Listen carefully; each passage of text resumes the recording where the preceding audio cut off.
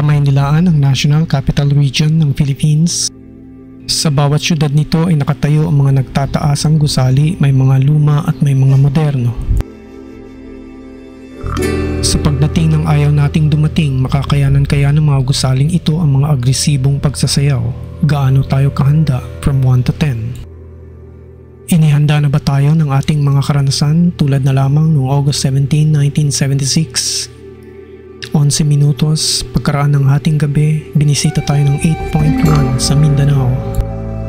At noong July 16, 1990 sa oras na alas 4:26 ng hapon, dumating ang 7.7 sa Luzon kung saan pinaluhod nito ang Baguio City. At noong October 15, 2013 sa oras na alas 8:12 ng umaga, dumating ang 7.2 sa Visayas. Ilan lamang ang mga iyan sa mga sorpresang pagdating ng mga ayaw nating dumating, subalit kusang dumarating.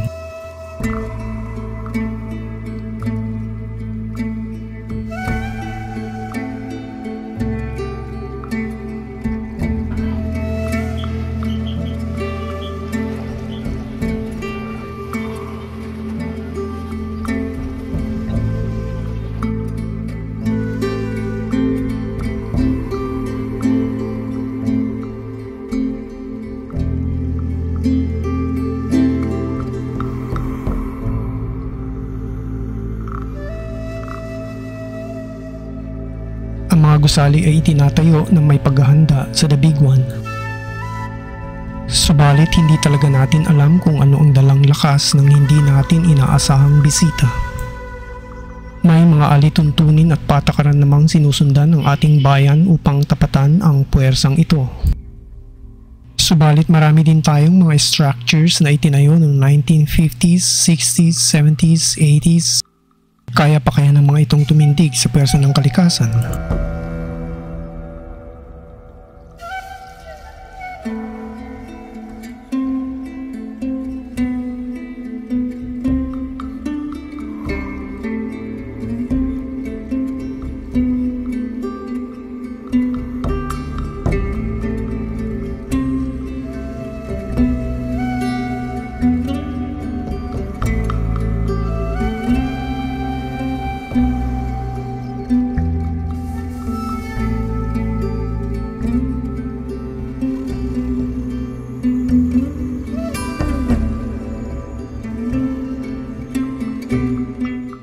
Ang big event na ito na pagsasayaw ng lupa ay mananatili lamang ng ilang segundo.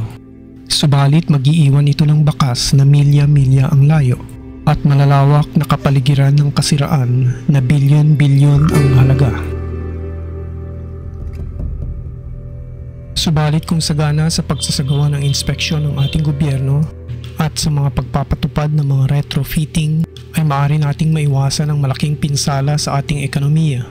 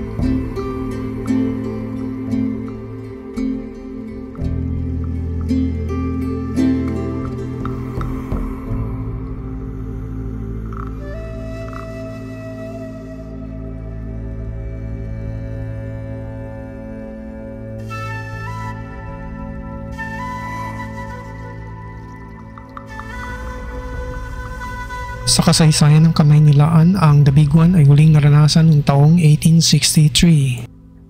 Bakit nga ba The Big One ang tawag dito? Ayon sa mga eksperto, ang pangyayaring iyon ay magdudulot ng pagbagsak ng ekonomiya. Tandaan natin ang pagsayaw ng lupa ay hindi lamang nakatuon sa mga matataas na gusali. Bagkus, kadalasang customers nito ay mga kabahayan, mga bungalow, mga 2 stories, 3 stories, 5 stories. Kaya tiyak at sigurado, lahat ay epektado pag ang lupa ay nagsayaw ng todo-todo.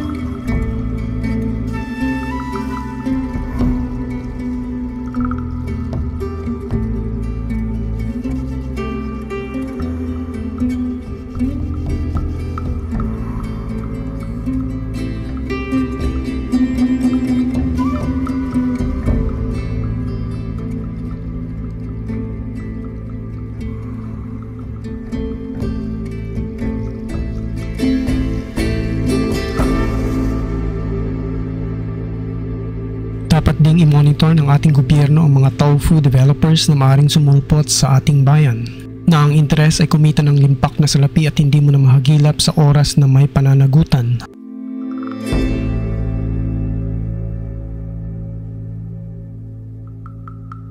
Ang ibig sabihin ng tofu ay ang mga projects na gumamit ng mga substandard na materials at hindi sumunod ng maayos sa mga structural integrity o matataas na antas ng structural code sa buong mundo. Siyasatin natin at itaas ang antas ng requirements sa pagtatayo ng mga structural buildings, bridges, railways at kung ano-ano pa.